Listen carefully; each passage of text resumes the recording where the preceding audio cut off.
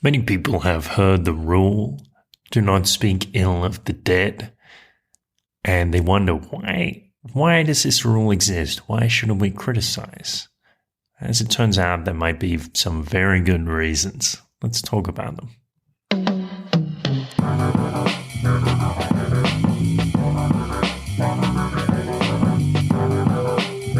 This is a beautiful thought.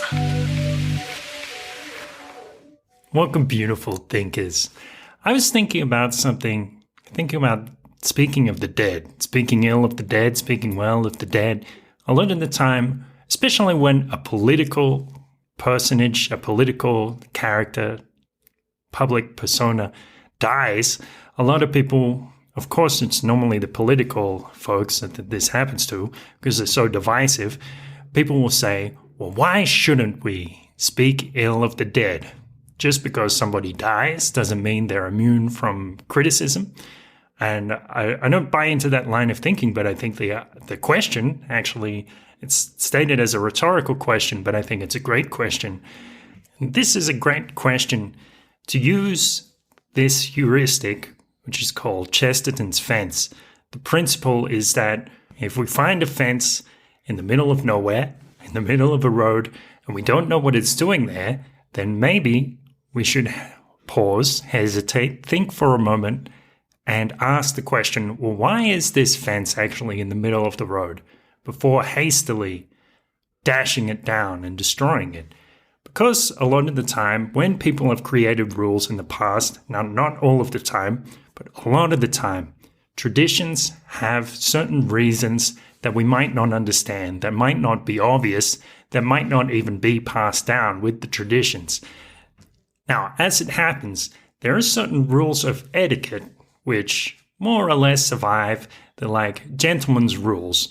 And one of them is that we should not speak ill of anybody who is not present, because that would not give them a chance to defend themselves, which is only fair.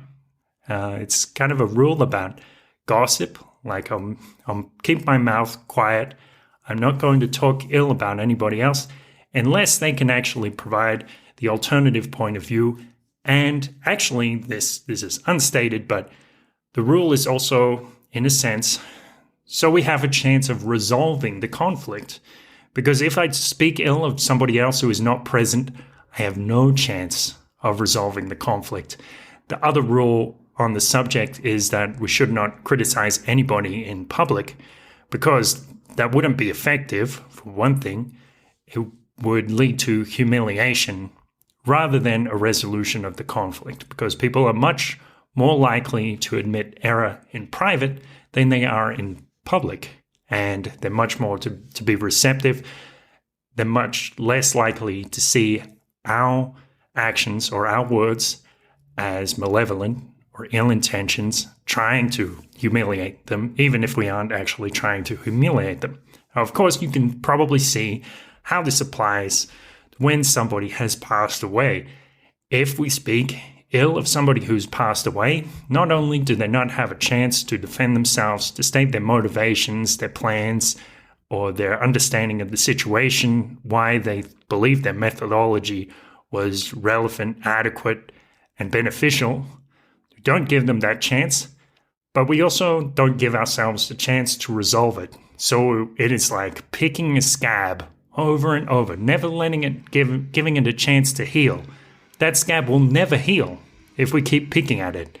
And we keep maintaining this criticism within our own mind. And we can see for ourselves the effects of this.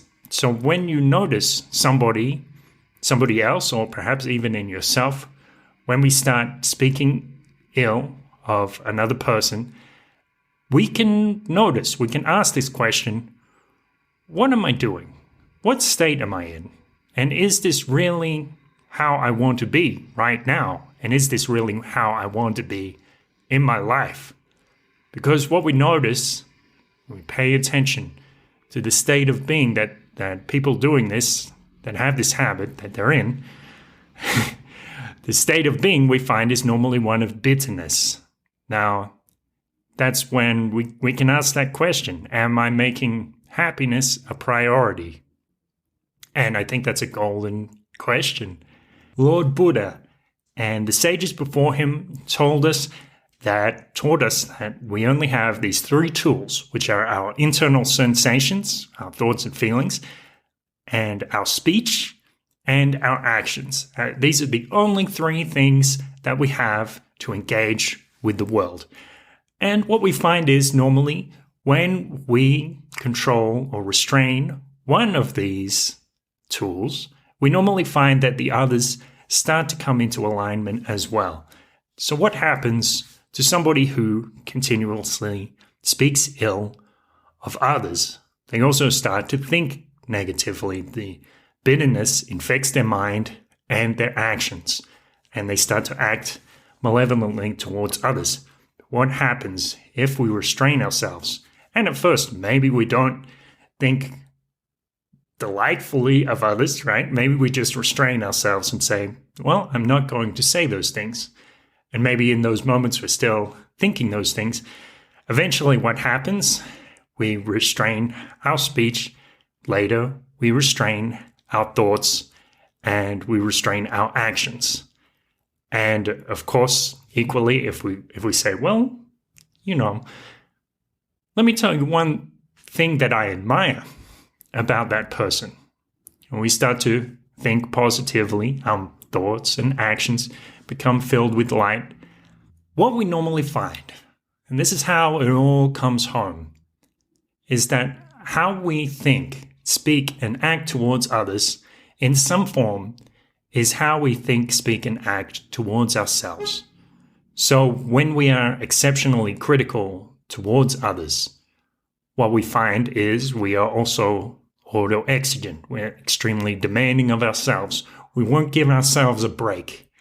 But when we can learn to forgive others, to let things go, leave sleeping dogs lie, let those things in the past, and move forward with the tools that we have right now, with the moments that we have in our present, with all the potential for possibility, for positive change, miracles, and wonderfulness that we have today, now, in this moment, we create something cool. Thank you for listening, and thank you for observing your own thoughts, your own speech, your own action. Observation, attention, awareness is the beginning of so many wonderful things, so many wonderful changes that can help us move forward in loving kindness. Have a wonderful day. A beautiful thought. Thank you for listening. So, some of you might know, I just got back a couple of days ago from the Greater Reset, this event held by Derek Brose and his team. Derek Brose, independent journalist and my friend, leader of, or one of the founders of the organization, The Conscious Resistance. And you can check out all of the presentations for free on their website, thegreaterreset.org, talking about sustainability, solutions. How can we improve the world, even though it seems like perhaps some people are very determined on destroying it or making it worse. So check that out. Looking for solutions to the future in terms of agriculture, permaculture, alternative currencies, many other aspects of life. thegreaterreset.org. And have a great day.